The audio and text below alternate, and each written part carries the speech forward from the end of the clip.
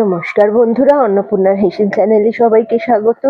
আজকে আমি তোমাদের জন্য নিয়ে এসেছি ঘরে বানানো পিৎজা। তো দেখো, আমি পিৎজা বানানোর জন্য প্রথমে ময়দাটাকে প্রসেস করা ইস্ট দিয়ে মেখে চাপা দিয়ে রেখে দিয়েছিলাম। তো কত সুন্দর ফুলে উঠেছে ময়দাটা, দেখো। তো এছাড়া নিয়েছি আমি ফ্রেশ মোজারেলা বোকোসিনি চিজ, পেপারনি আর মোজারেলা চিজ। এছাড়া একটা অলিভ অয়েল নিয়েছি, আর নিয়েছি একটা সস। সেটা হচ্ছে এই সসটা আমি তোমাদের দেখিয়ে দিচ্ছি। এই সসটা আমি নিয়েছি, আর এতে গুঁড়ো আদা দিয়ে এটাকে আমি মিশিয়ে রেখেছি। এরপর ওই ময়দা থেকে টুকরো টুকরো করে কেটে আমি বেলে নিয়েছি একটু মোটা করে। প্রথমে এই বেলা বেসটাকে আমি 3 মিনিট এয়ার ফ্রায়ার করে নেব। এরপর এই বেসটার উপর ওই টমেটোর যে সসটা ওটা মাখাবো।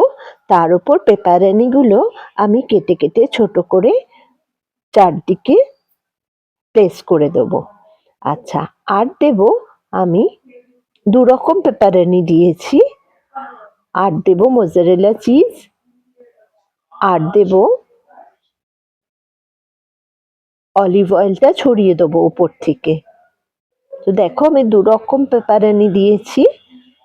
আর মোজারেলা চিজটা, যেটা বোকোচিনি মোজারেলা চিজ, ওটা আমি চিজগুলো কিন্তু গ্রেট করে দিতে পারতাম, কিন্তু আমি গ্রেট করিনি। এগুলোকে ছিঁড়ে ছিঁড়ে আমি প্লেস করে দিয়েছি, কারণ এগুলো এয়ার ফ্রায়ারে দিলেই গলে চারদিকে ছড়িয়ে যাবে, ব্যাপারটা একই হবে।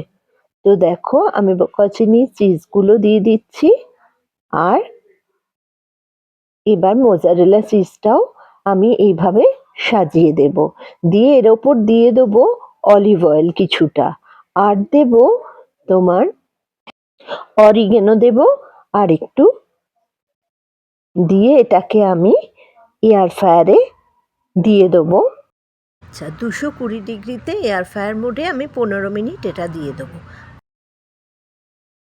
দেখো, আমার পিৎজা কেমন রেডি হয়ে গেছে। আমরা থিন ক্রাস্ট পিৎজা বানিয়েছি। পিৎজা রেডি, তোমরাও করে খেয়ে দেখো কেমন লাগলো, আমাকে জানাও। আর আমার ফেসবুক পেজটা ফলো করো, ইউটিউব চ্যানেলটা সাবস্ক্রাইব করো, আর রান্নাগুলো লাইক শেয়ার করে দিও। চলো, আজকে টাটা।